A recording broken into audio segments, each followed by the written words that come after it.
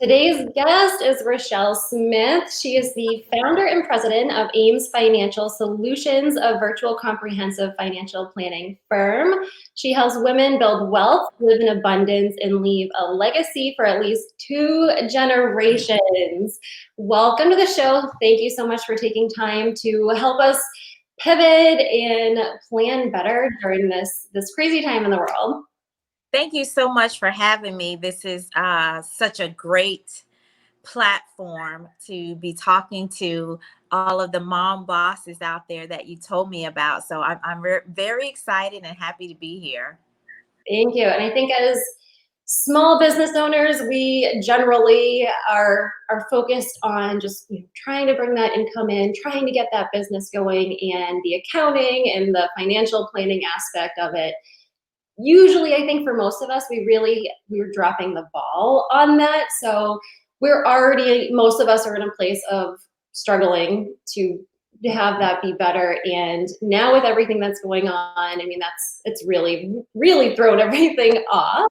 I would love to hear a little bit more about your background, how you started. I know helping small business owners is something that you're really passionate about. Sure. So I'll first start out by talking about my company, AMES Financial, and really where that came from. It's AMES, AMES, but that AMES is much like what you all are doing, just giving a voice to mom bosses. That actually is an acronym for my deceased grandmothers. And I always wanted to give them a voice because they did not make it as far as I did, as far as college and starting a business and those things. And so Ada, Mary, Elizabeth, Sarah is what it stands for. Those are my deceased grandmothers that I always wanted to give a voice. So when I come and talk to mom bosses and people like you, and I get to hear your voices, I'm like, yes, I'm in the right place, giving a voice to women before us and women who are actually going to take us into the next wave or the next generation of wealth. I come from this background. I worked at a brokerage firm for 16 years. I started on the phone, just giving quotes, people calling in, wanting to know what's going on with their stock. And I started there. And from there, I just obtained my license to become a stockbroker. And in this industry, what we focus on is definitely education, but we really focus on getting licenses. So, Series 7 and Series 9 and 10 and 8, we really focus on getting securities licenses. And so I pretty much got, most of the licenses that were available at that time. And then I moved into financial planning, which is what I really love. I believe that this is my calling. This is what I should be doing to show myself in the world. I should be helping people with their finances. 1, because that's my experience. I'm good at it. And 2, because they say what you do is sometimes what you struggle with. And that's what I struggled with. And so now I'm able to help people not make the mistakes that I made and to really help them build wealth. Why I became independent is because I wanted to work with women and minorities. And at a large brokerage firm in the area that I was working in, which is really a high dollar area, I mostly worked with men, which was fine. No problem with men. They're great. But women typically outlive men. And a lot of times we are more concerned about the day-to-day, the living expenses, who's going to get the groceries, is the electric bill paid, and we miss out on building those big portfolios and saving for retirement and managing our estate. And I wanted to be that resource to help people do that. That is so beautiful, and I love how you've used your grandmother's names. Yes.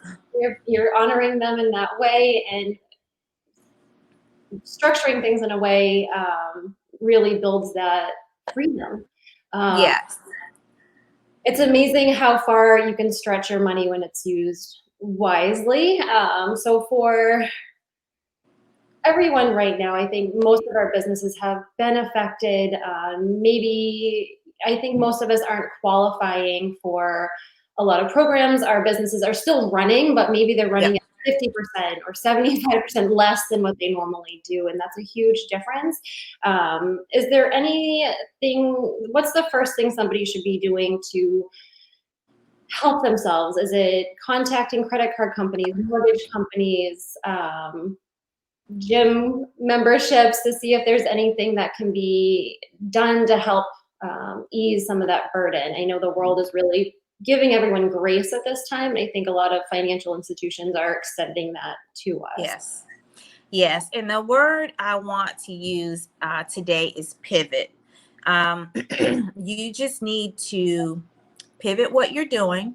Maybe tweak some of the things that you're doing. I know, like you said, maybe some businesses are still fully running, some may be running at a lower capacity. So you want to pivot how you manage your finances in this uncertain time. And, you know, we have to keep in mind that there is this pandemic out there, whether it affects you or you believe it or however it is, in some way you will be affected, whether it be directly or indirectly, because, you know, businesses are shutting down, unemployment is sky high. You will be indirectly affected. As well, we have a shift going on in this country, actually in the world, with the protests that are going on. And again, even if you are not directly impacted, you will be indirectly. Stores are closing earlier. You know, maybe some of the businesses that you work with, you're not able to contact them because they've kind of adjusted as well. So I want you to pivot how you manage your finances. That's one. Number two, if you've never had a formula before for your small business, you should have a formula. And I'll tell you what that could look like. When you're working with the financial planner, a lot of times they'll tell a small business owner, if you think of this pie chart, what do you do with every dollar that comes into you? Does it go right back into your business, or are you putting it in a formula? And say, of course, that pie chart is 100%. Maybe 70% of every dollar that you bring in goes to living expenses. Maybe 10% goes to savings. That's 80%. And then the other 20%, maybe that goes to giving or you know, saving, or however your formula goes. But you should have a formula so that every dollar knows where it goes. Otherwise, your money comes in and it looks like you have all of this extra cash, which maybe you do. But if you have all of this extra cash and you're not forcing yourself to contribute to your Roth IRA or your SEP IRA or whatever you may have set up for retirement, then that extra cash is sitting there. You know, interest rates are not so great right now. You may use it for things that you really don't need. And so you want to make sure that you have a formula so that every dollar has a place. The one thing that business owners do not do, that corporate America almost forces us to do, is save for retirement. When you're in corporate America, it's done for you automatically, taken out of your paycheck. And so that's a step that you only have to take once, and that is how much you want taken out and where you want that money to go. As small business owners, we have to do it all. We have to set up the account. We have to bring the money in. We have to manually move the money over or set up some sort of direct deposit to move the money into your retirement account, and then tell that money where to go. But all of the onus is on you. It's so true. And I experienced that. I had everything set up when I was in the corporate world, and then coming home, since being my own boss, I have not invested or done any of that until recently. Because the stocks are so low, I've jumped on some of them, but I am winging it. I've never done this before. Yeah.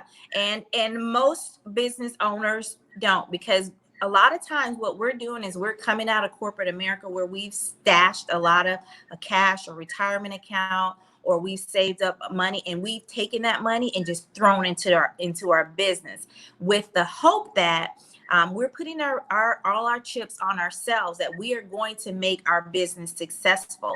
And so when we put all the chips on ourselves and we're going to make our business successful, we're doing everything that we can to make that happen. But forgetting that, if you are successful, great. If you are not, you still need to have that cushion in retirement to fall back on, because obviously Social Security is not a retirement plan. It's not a retirement plan. Even if you have a spouse that's working, they can set up a spousal IRA or retirement account for you. And so you have to think of yourself like that. You cannot just let, if you're a mom boss or stay at home mom, and your spouse or significant other is out working and they're building up their retirement, it's theirs. Now, if something happens, they may have to split it with you, but it's theirs, and you want to have yours. How would you recommend mom bosses go about setting up their Roth IRAs or starting to invest and having that savings, that retirement plan going? Because as we know, time goes by a lot faster. Quickly. I would say if you are a do-it-yourselfer, then you can, like you talked about recently, going out, opening an account with a reputable firm and, setting it up and just doing it yourself. Or you hire a financial planner, someone like myself, that will direct you and tell you, this is, what account you should open. This is how much needs to go in there every month to max it out. And this is where your investments will go. So you just have to kind of decide if you're going to be a do-it-yourselfer or if you're going to have someone help you. Wonderful. And saving money right now is almost the same as earning money. Is there any programs or anything being offered to really help us save at this time? I would say the best way to save is to get to the leanest budget possible. And if you've not had a budget before, that may be a little tough, but you want to be as lean as possible right now.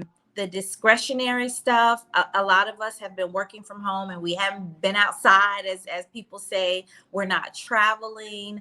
The fun money, I would go ahead and save that. The trips that have been canceled, or the extracurricular activities that maybe your kids were involved in that now they can't because of whatever is going on in your life, in your area, you want to save that. Now, I was speaking to you earlier, Angela, and saying that in that same vein, if there are things out there that you absolutely need for your business or for your home, this actually is a good time to kind of get those things, because there's so much pent up inventory in stores and on car lots, and even our inventory. If we are business owners who create products, even our inventory is backed up. So you can imagine that if you need new furniture for your home, that furniture store has stuff in there from 2019 that they need to get out. I was in a retailer this week, and it seemed like the whole store was on clearance. And I thought about it. Well, they went through spring and they went through Easter, and nobody was buying then. And so there are a lot of things that are deeply discounted. And so while I am encouraging you to save, I am also saying that if there is an opportunity for you to pick up things that you absolutely need, then you should do that. I love that. And are there if somebody's really struggling, I know there's SBA loans that are being offered. It has been kind of hit or miss on whether that's available. Would you recommend business owners? There's a lot of different types of SBA loans. Is there one that you would recommend if somebody's business has been impacted and they're down 50, 75%? Yeah. So obviously, the CARES Act was meant to help small business owners, us. I don't think it went exactly the way that they wanted it to go. However, I don't think that just because it didn't go that way that there's not still money out there, because there is. So if you have not filled out the very simple application for the PPP, I would encourage that you do that. I know that it looks like, hey, everybody has gobbled all the money. There's a backlog. Well, there is for some banks, but when you work with like small neighborhood banks and credit unions, those people aren't necessarily backlogged. So you want to look for smaller community banks and programs that can help you get to that money. I think Square, if you use Square, I think you can even apply through Square through your business. And so I would take advantage of that, because it is a forgivable loan. As long as you retain your employees and you use 75% of it, I believe, for payroll and the rest for business expenses, it is forgivable. So I would say if you need that, I don't think you should be shy about applying for those things, because it was meant for you. It is not a handout. And I know some people may see it as that, like, oh, just give it to the people that need it. No, it was meant for small business owners. Small business owners employ the majority of America. We are the ones who employ, even if it's just ourselves, we are the ones who employ the majority of America. So those were meant for us. And I think you should take advantage of that. Also, take advantage of, if you're still someone out there that has a student loan, and let's say you have student loan and you have some debt from maybe your credit card or maybe your business loans. They have put your student loans on pause. If you want to pay it, great. But if they pause it until, I believe, September is the month, use that money from your student loan and throw it against your debt. Throw it against your business loan that you have out there. Throw it against those high interest rate credit cards that you can't get caught up with, because it's not going to count against you if you don't make that monthly student loan payment. It's been put on pause, either automatically or give your company a call. And make sure that your loan qualifies for it. But that money that you were putting, it's still going to show, it's still going to look like on your credit report that it's being paid. It's not going to show that you're late. It's not going to negatively impact your credit report as long as your loan qualifies and you're eligible. So take that loan money and throw it against those things that have been paralyzing you, that credit card that's getting on your nerves that you can't ever seem to pay off. Or like I said, a high interest loan, or anything like that. If your job or your business is in jeopardy, take that money and use it to pay down things. And like you mentioned, things are uncertain. We don't know what the future holds. Do you think that because do you see any negatives with contacting your mortgage company, find student loans or a credit card company, and then extending out the term for 3 months? Do you see any negatives in that, or do you think it's really smart, kind of that cushion where you can save money or use it in other areas and pay off debt if your normal income has really been affected? I like the word that you used about grace, people extending grace. A lot of people are extending grace right now, but you need to make the call, right? So you need to make sure that you call and talk to your credit card company. Don't just not pay it and assume that they know you've been negatively impacted by what's going on. You want to make the call, because the one thing that you don't want to do is you don't want it to negatively impact your credit. So you're going to make a call and say, we do you all have a program set up if I need some grace or a little more time to make my payment? And be very clear, is this going to impact my credit? Is this going, how is this going to affect me? You want to make sure you're asking that question. With regards to the home, what I do know is that if you can do it for up to a year where you're not making your mortgage payment and it's not being counted against you. At some point, you are going to have to pay that money back. So my best advice is, if you can continue making your mortgage payment, make it. do exactly what you've been doing. Don't pause it just because you can. If you can continue making it, then I say go ahead and definitely make it. If you cannot, then again, you're making a call to your mortgage company. What's most important is you want to find out what are my options when I'm ready to start back paying, or when the time comes up and I have to pay back, right? Because if they say, we want a lump sum, are you going to have that lump sum?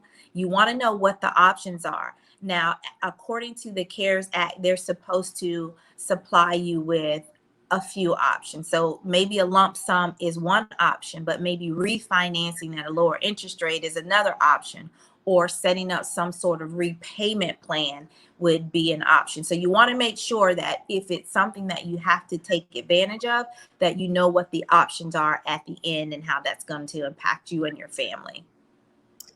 A lot of the companies are also, they're just taking those payments and extending them to the end of the lease term, correct? Yep. So it's not like in 3 months, they owe 3 months. Right. That starts back up again. Right. So everybody, there's a lot of different options there, and definitely reach out if you're feeling like you use a little bit more grace in your life. Are there any other areas that you can think of where people might be able to reach out to other companies and save and get ahead, and especially if they're not going to be using certain services because they're at home right now? Well, one big one is your auto insurance. That was like the first one for me, believe it or not. So I called my auto insurance provider, and I was just curious, like, are you all doing anything special?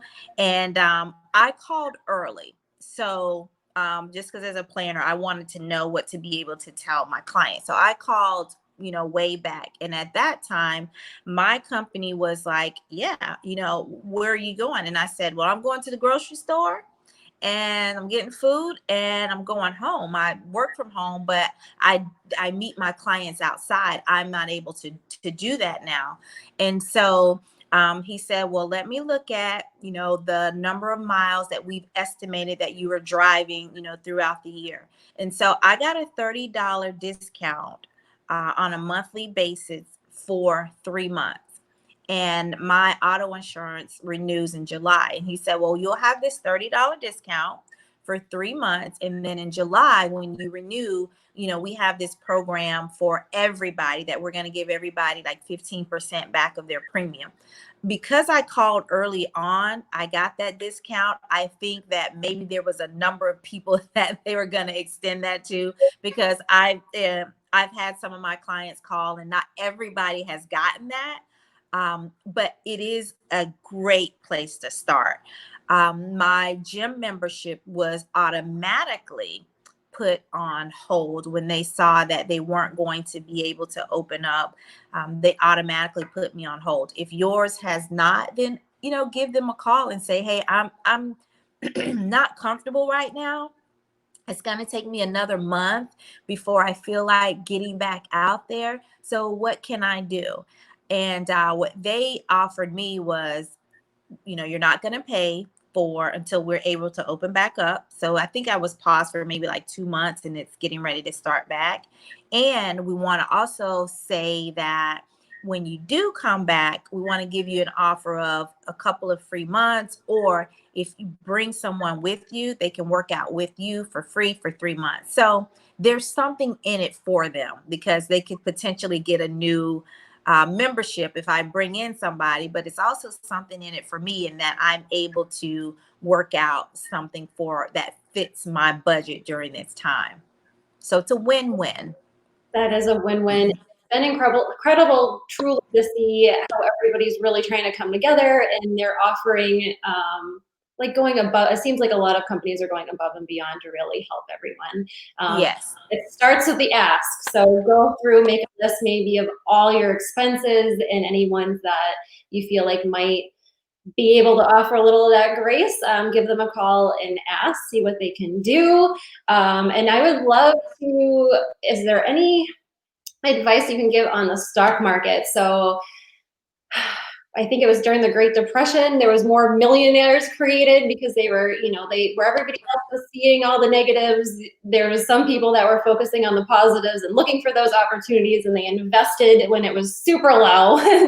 And when things got back on their feet, it rose up. And is there any way that any advice on how we can really tap into that and have some more luck and opportunity in our life?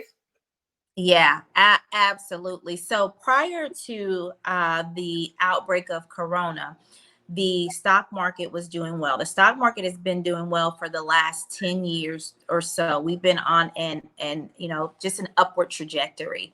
And the Dow, which is a key indicator of how things are going in the market, just one index, was at about 30,000, almost to hit 30,000.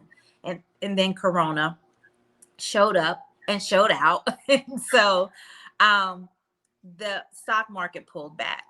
And at its lowest, I believe probably towards the end of March, like March 23rd, 22nd, 23rd, somewhere like that, the Dow was at like 19,000.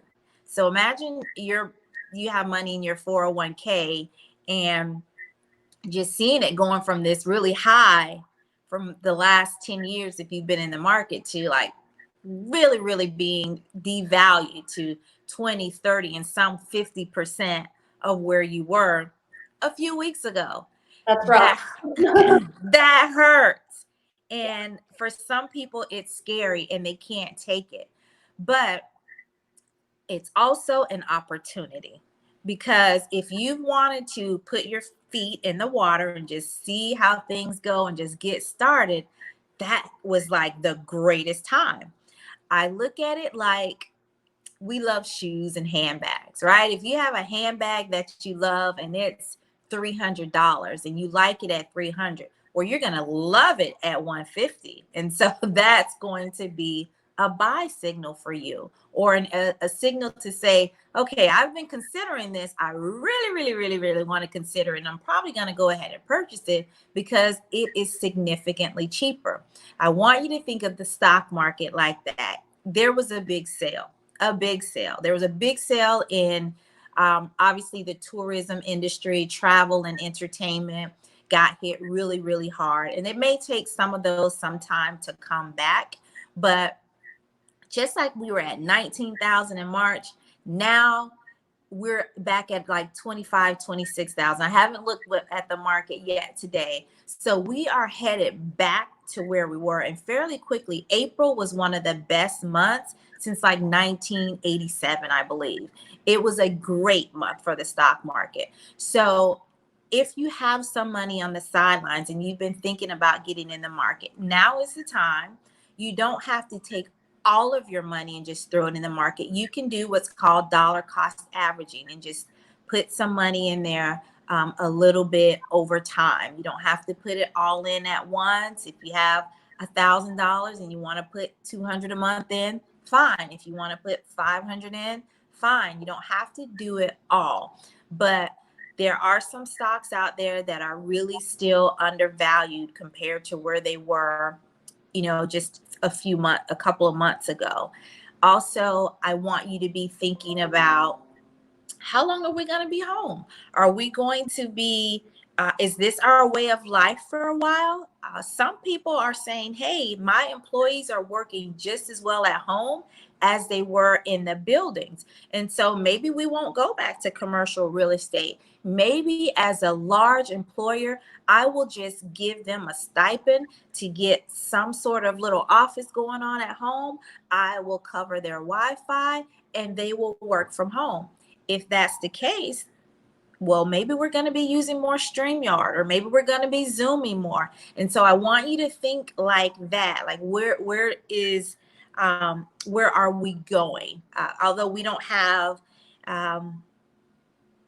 vision into the future and we know what's going, we don't have the crystal ball, but we can kind of look at those things and say, hey, maybe this is somewhere that I can, put my money. And over the long term, you will see that if you make some of the right moves, you will be able to build a nice little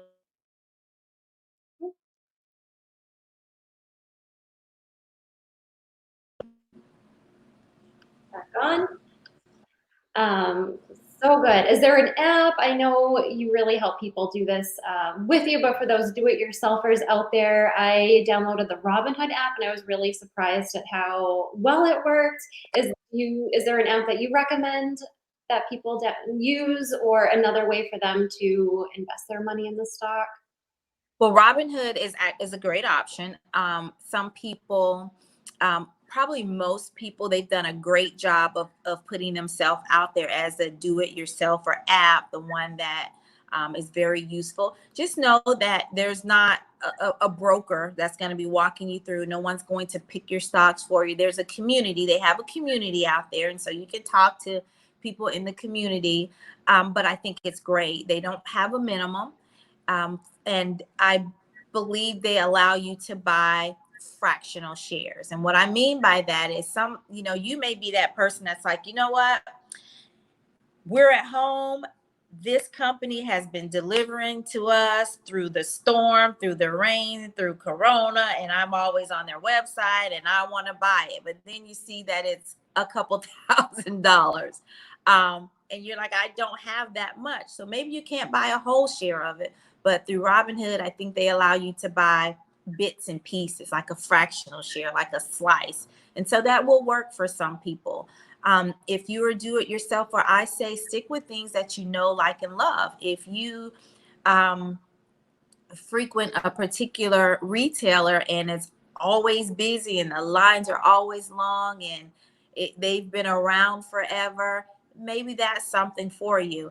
If you drink a certain thing and you've always been drinking it and that company's been around for 100 years, they are probably going to make it through something like this. And so you want to be thinking about things that you use and that you like, and a company that you'd want to hold for the long term. In your expertise, would you recommend people, what's the best place for them to invest their money? Is it in the stock market? Is it in cryptocurrencies, in Bitcoin, or is it in silver and gold? Because that uncertainty, it's just, who knows what's going to happen, how the world is going to evolve. Is there one of those places where you feel that is more secure and safe and a guaranteed return on our investment? So I would say that sticking with the stock market, it obviously has its risk, just like anything else does. And there's no, guarantee, as we've seen here, that things are always going to go up. The stock market by nature is going to crash. And the stock market by nature is going to boom. And so just know that. But if you're investing for the long term, you're going to be fine. That is the one system that I know that always comes back. When it's things that are a little more speculative and that are not regulated, then I can't say, hey, we know that this is going to be the future and we know that your money is safe here. We can't really say that because it's not FDIC insured, it's not SIPC insured, and it's not heavily regulated. And the stock market has some of those things. And depending on what firm you have insurance to fall back on if anything goes wrong with the company. And so I don't tell people that they can't speculate, because speculation sometimes ends up being a great thing. You speculate on, everybody is into marijuana right now, and how that's going to affect us. And as more states legalize, Mhm.